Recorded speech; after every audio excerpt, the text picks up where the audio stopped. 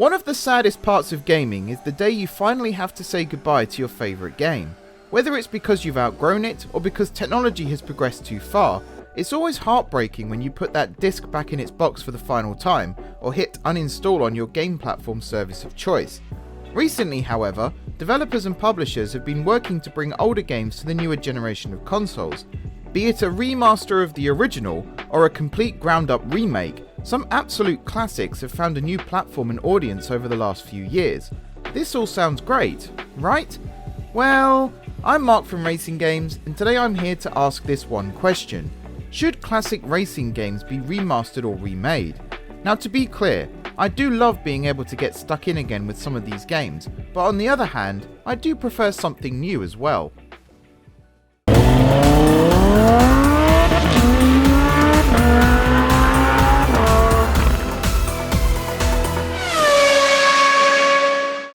Now, before I present the actual argument of the video, let's take a look at the other side of the coin. In recent years, there have been a few racing franchises that have benefited from an older entry in the series getting the remastered treatment. Oh, before I carry on, I know there's a difference between remastering a game and remaking it, but for the benefit of everyone, I'll likely refer to both as remastering for the most part, just to keep things simple. Burnout Paradise Remastered stands as one of the best examples in how to remaster a game the right way. Released in 2018, Paradise Remastered upgraded the game to higher resolution graphics, a better frame rate, and even included all but one of the DLC packs from the original. Burnout Paradise was a great game in itself, but the remaster took things to the next level, with the remastered edition ranking as number 1 on Tom's Guide's 10 best PS4 racing games list. Another great example is Crash Team Racing Nitro Fueled. Now, this wasn't a remaster. In fact, the original Crash Team Racing has been remade from the ground up by Burnout. Considering these games were released 20 years apart, you can understand why it was easier to start from scratch. Nitro Fueled kept everything that was great about CTR, keeping the chaotic karting that we all know and love. However, it was also decided to bring in elements from Crash Team Racing's follow-ups, Crash Nitro Kart and Crash Tag Team Racing, both also fun racing titles. If that wasn't enough, they even got Spyro involved. These games are perfect examples of when remastering is done right, with new generations of gamers able to experience some racing classics. But is this something more developers should be doing? Or is this yet another example of originality in the games industry slowly dying? Before we move on, have you subscribed to RacingGames yet? Just one click and you're on the RacingGames grid. Oh, and hit that notification bell too so you never miss an upload. Alright, on with the video. For every racing relic remastered, there could have been a new title developed instead. Burnout Paradise Remastered was very well received, but amongst its criticisms was the question, why not just develop a new entry in the series instead?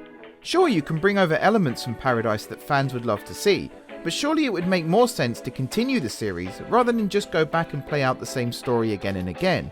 The same argument can be said for Crash Team Racing Nitro Fueled. The original game is almost unrecognisable in the remake, so why not just market the game as a new entry? Crash has already seen a similar thing in recent history, with Toys for Bob using their experience remaking the original Crash trilogy to go on to develop Crash Bandicoot 4 It's About Time, both continuing the series as well as retconning the original fourth game that no one liked. This all sounds like a positive, but in a world where originality is slowly dying, it does seem a little exploitative for developers and publishers to keep pumping out the same content over and over again with little to no new additional content. After all, we don't want racing games to go the way of the Call of Duty series, do we?